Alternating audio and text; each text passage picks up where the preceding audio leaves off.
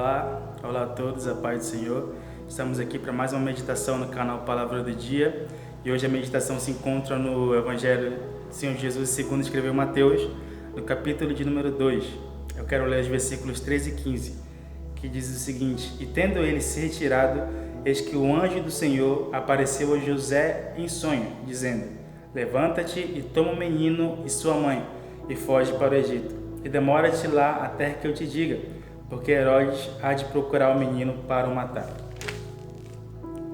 Esteve lá até a morte de Herodes, para que se cumprisse o que foi dito da parte do Senhor pelo profeta, que diz: Do Egito chamei o meu filho.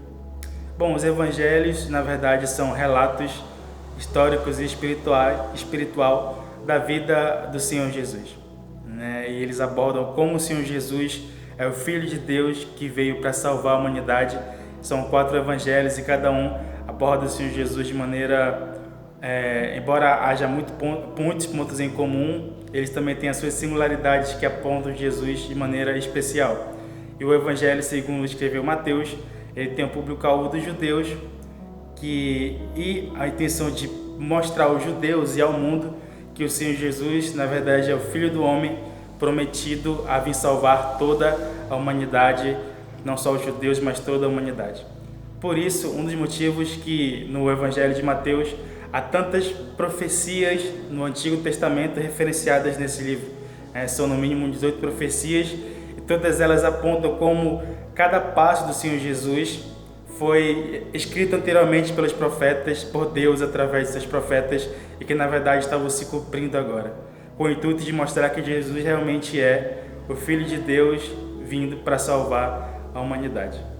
E é muito interessante de mostrar que cada passo do Senhor Jesus, desde o momento que ele nasceu, como agora, quando ele é recém-nascido, tem que ir para o Egito para fugir, até na sua morte na cruz do Calvário, tudo foi profetizado e tudo, na verdade, foi planejado por Deus minuciosamente. E ao ler o Evangelho de Mateus, o Espírito Santo ministrou uma coisa muito forte ao meu coração, que Jesus, sim, ele é rei, sim, ele é o Filho de Deus, sim, na verdade ele é o Todo-Poderoso e o único capaz de nos salvar. Mas ao ler o Evangelho de Mateus, o Espírito Santo ministra para o meu coração que Jesus, ele nasceu como homem, cresceu como homem, e na verdade é um homem, uma pessoa que cumpriu todas as palavras que Deus tinha falado sobre a sua vida. Para cada momento que o Senhor Jesus mandava, havia uma palavra sobre ele. E na verdade, embora conosco seja um pouco diferente, na verdade bem diferente, porque o Senhor Jesus é especial, mas eu quero dizer para você que está vendo esse vídeo que há palavras específicas de Deus sobre a sua vida, sabe? E o salmista fala no Salmo 119 que o Senhor Deus o tinha visto e desde o ventre da sua mãe o tinha amado e tinha escrito todos os dias da sua vida. Talvez você pense que não, mas Deus tem coisas escritas sobre você também. Deus tem vontades para você também. O Senhor Jesus me inspira porque cada parte da sua vida foi escrita, desenhada por Deus, e o Senhor Jesus se esforçou para obedecer e para cumprir todo o mandamento de Deus para a sua vida. E às vezes Deus tem palavras para a nossa vida e direções para a nossa vida que aparentemente não fazem tanto sentido ou que não são tão agradáveis à primeira vista.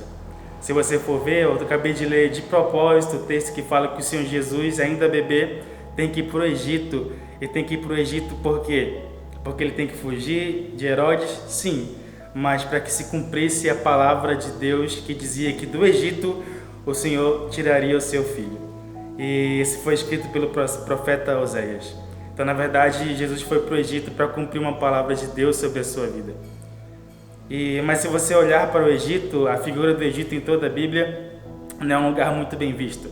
O Egito, na verdade, é um lugar no livro de Êxodo, de prisão, onde o povo de Deus foi aprisionado, sofreu, foi escravo. Então, o Egito na Bíblia, na verdade, é um lugar ruim. E é aqui nesse momento da história, Deus já tinha tirado todo Israel do Egito. Então, Deus surpreende dizendo que o seu filho tem que voltar para o Egito.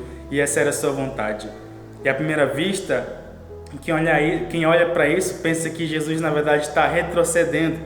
tá voltando atrás ou tá fazendo algo que não é interessante, porque na verdade já tinham saído do Egito. E às vezes acontece isso na tua vida também e na minha vida.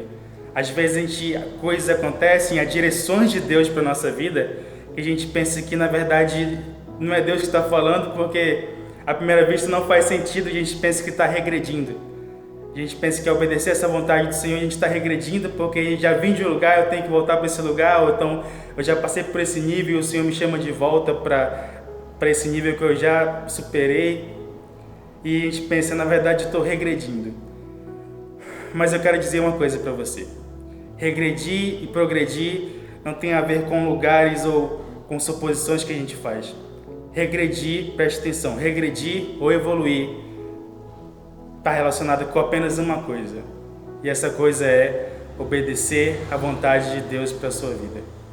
Na verdade, progride não é quem vai para o lugar A ou lugar B, para quem vai para um lugar mais bonito ou menos bonito, mais rico ou menos rico, ou quem está em uma situação mais favorável ou menos favorável na vista humana. Na verdade, quem está bem mesmo na foto é aquele que está obedecendo à vontade de Deus. Ao vir por Egito, para alguém poderia se pensar que Jesus estava regredindo, mas na verdade ele estava progredindo, porque ele estava obedecendo à vontade de Deus. E aí ao regressar ao Egito, entre aspas, o Senhor Jesus teve livramento de morte e no tempo certo Deus o levou de volta para Israel. Talvez na sua vida Deus está te mandando fazer uma coisa que aparentemente seja regredir, mas acredite que regredir na verdade é desobedecer à vontade de Deus. A gente vive um tempo de muita ansiedade e eu já prometo já concluir, mas a gente vive um momento de muita ansiedade, muita tristeza nesses dias e onde o futuro é muito incerto da humanidade. A ansiedade é o mal do século, a depressão é o mal do século e a ansiedade é justamente a incerteza do futuro, a incerteza do que vai acontecer, a incerteza diante de um mundo tão grande. Porém, Romanos capítulo 8 nos diz uma coisa muito interessante, que todas as coisas contribuem para o bem daqueles que amam a Deus. E que se Deus nos amou ao ponto de dar seu Filho Jesus, como não nos dará com Ele também todas as outras coisas. Então, querido, talvez você não saiba como seja o dia de amanhã, mas eu quero declarar uma coisa sobre você que eu aprendi e que tem mudado a minha vida. Para aqueles que amam a Deus, o futuro é o lugar mais seguro possível. Se você ama o Senhor, então você não precisa ter medo do futuro e nem do que tem pelo porvir. Basta confiar. Para aqueles que amam ao Senhor. E para finalizar de verdade, o que é o amor? Amor, na verdade, é um sentimento, mas é um sentimento que extrapola emoções. O Senhor Jesus, no Evangelho segundo escreveu João, no capítulo 14, versículo 21, nos diz o seguinte: aqueles que cumprem os meus mandamentos e me amam e me obedecem, na verdade, esses são os que me amam. Tem um spoiler.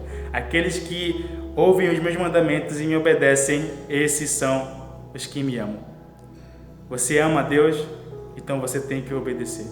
A sua obediência ao Senhor é a prova que você ama a Deus.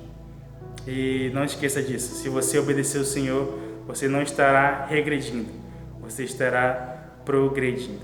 Então eu agradeço pela sua atenção. Que se esse vídeo foi bênção na sua vida, dê um gostei, compartilhe e que Deus te abençoe em nome de Jesus.